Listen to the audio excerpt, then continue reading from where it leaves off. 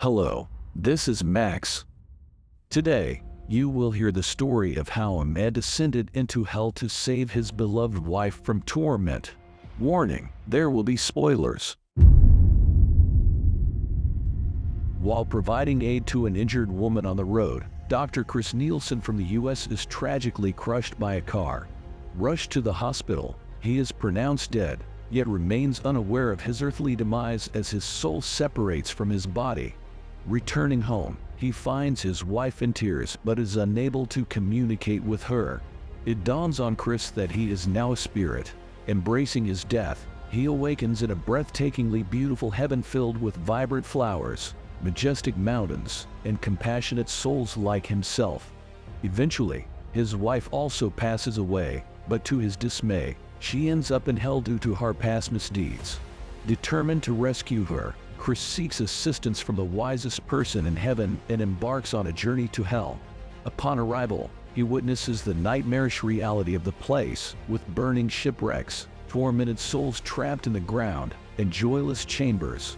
With only 3 minutes to find his wife, Chris faces the daunting prospect of eternal entrapment. The narrative then shifts several decades back, portraying Chris when he was still alive. During a holiday in Switzerland, he has a chance encounter with an artist named Annie Collins when their boats collide. Their connection grows rapidly, leading to a marriage. They have 2 children, Ian and Marie, and live a happy and fulfilling life. Fast forwarding 17 years, the family remains close-knit and content. However, tragedy strikes when Ian and Marie die in a devastating accident shortly after leaving for college. 4 years pass, and Chris and Annie have learned to cope with their immense loss. Unfortunately, their lives are disrupted once again when Chris witnesses a crash in a tunnel.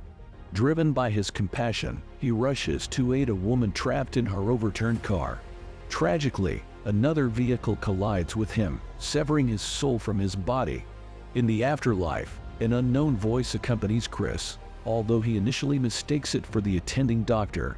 Unaware that he has already been declared dead, Chris returns to his house, where his dogs react to his presence, but his wife and the grieving individuals cannot perceive him.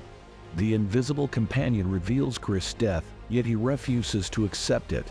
To convince him, the entity partially materializes, explaining that full visibility will occur once Chris acknowledges his own demise. As time passes, Chris reminisces through family photos, recalling the painful decision to euthanize their ailing dog, Katie, and the difficult conversation with Ian about transferring him to a new school during a jog in the forest. The funeral scene marks a turning point for Chris as he begins to accept his death. Despite his attempts to communicate, he fails to reach Annie, although she senses his presence in an inexplicable way. Back at home, Chris notices a painting created by Annie for their anniversary, depicting the picturesque landscape they had envisioned for their retirement. In their bedroom, he observes Annie's journaling as a means to cope with his loss, but it offers little solace to her grief-stricken state. Moved by her suffering, Chris decides to make his presence known. He guides Annie's hand to write a message on paper, but instead of finding comfort, she panics and experiences an anxiety attack. In another instance, a despondent Annie visits Chris' grave at the cemetery. Chris embraces her from behind, hoping to bring her solace, but it only intensifies her anguish, leading to tears. Realizing that his presence exacerbates Annie's pain, Chris decides it's best for him to move on. Suddenly, he awakens in a heavenly realm of his own creation, shaped by his imagination. It resembles the mountainous landscape depicted in Annie's painting and represents their shared vision for their later years. In his imagined heaven, Chris is joined by a youthful and healthy version of their dog, Katie. The invisible voice that has accompanied him materializes into the form of Albert Lewis, Chris' former mentor who passed away at 66. Reunited with Albert, Chris discovers that he can shape his surroundings using the power of his mind. Albert guides him to a home resembling the one Annie drew in her painting and demonstrates how to create a portal that leads to a beautiful and realistic world beyond. Meanwhile, Annie, seeking solace through painting, unknowingly contributes to Chris' heaven as the tree she draws manifests there. A young Annie briefly appears near the tree, prompting Chris to try and reach her. However, she vanishes before he can reach her, perplexing both Chris and Albert. They speculate that the strong connection between Chris and Annie transcends death, and their souls are striving to reconcile. In the real world, Annie destroys her painting, realizing it won't bring her husband back, causing the tree in Chris' heaven to wither and lose its leaves. Later, Chris discovers his daughter's stuffed toy, triggering a memory of teaching her chess while she was sick. He realizes that if he can find his dog Katie, he should also be able to reunite with his children. Chris falls asleep and upon awakening, finds Albert absent. However, he encounters a beautiful woman named Leona, who informs him that Albert assigned her to keep him company while he guides other souls. Leona was once an air hostess who served Chris and his daughter Marie on a flight. Meanwhile, on Earth, Annie wrestles with guilt over Chris' death, feeling responsible as he was running errands for her when the accident occurred. She also blames herself for their children's demise, believing that if she had been driving, the tragedy could have been avoided. In heaven, Leona accompanies Chris to a lively city where souls enjoy themselves and undergo reincarnation. Chris notices the resemblance between the city and a miniature model Marie had in her room.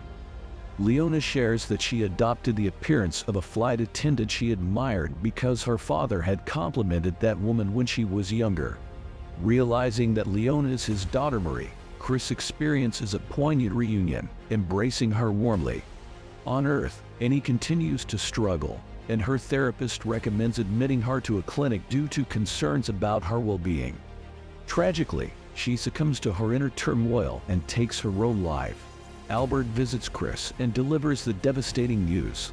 While Chris is heartbroken, he finds solace in the thought that Annie's suffering has ended, anticipating their eventual reunion. However, Albert reveals that Annie will go to hell for her actions, as it is the consequence for those who commit unthinkable acts, breaking the laws of life.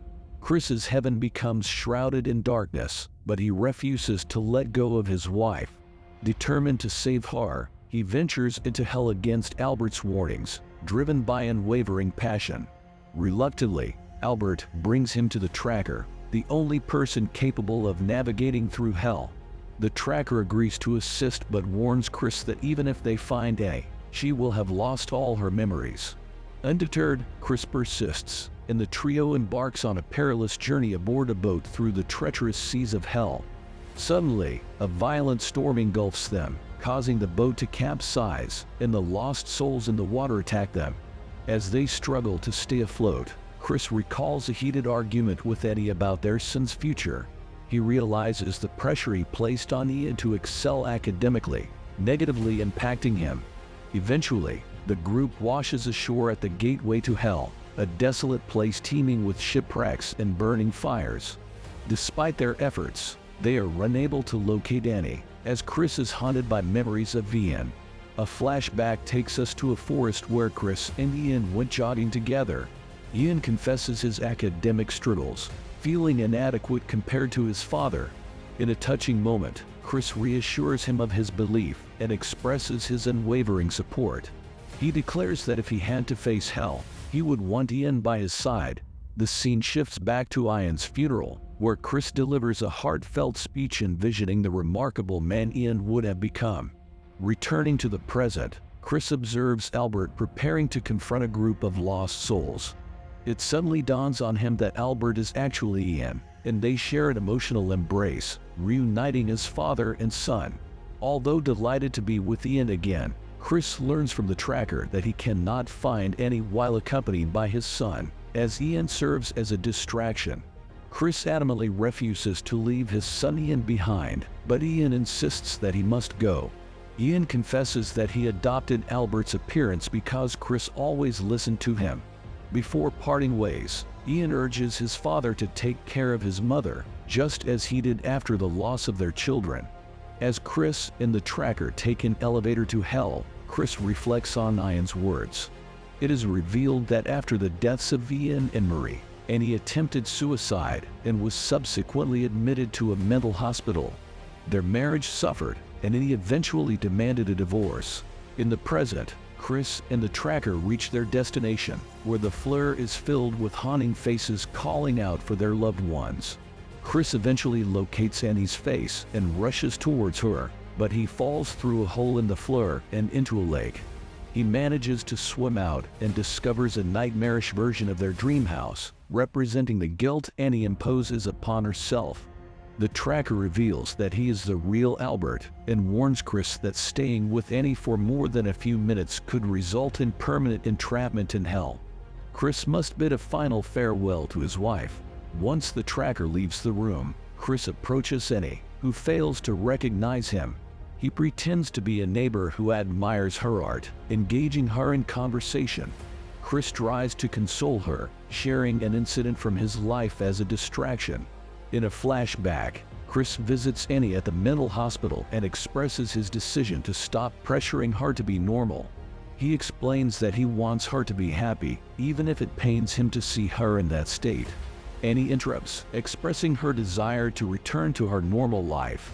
Back in the present, Annie reacts indifferently to the story, unaware that her husband is right in front of her. Chris, realizing that he can never truly regain her, decides to say his final words before departing.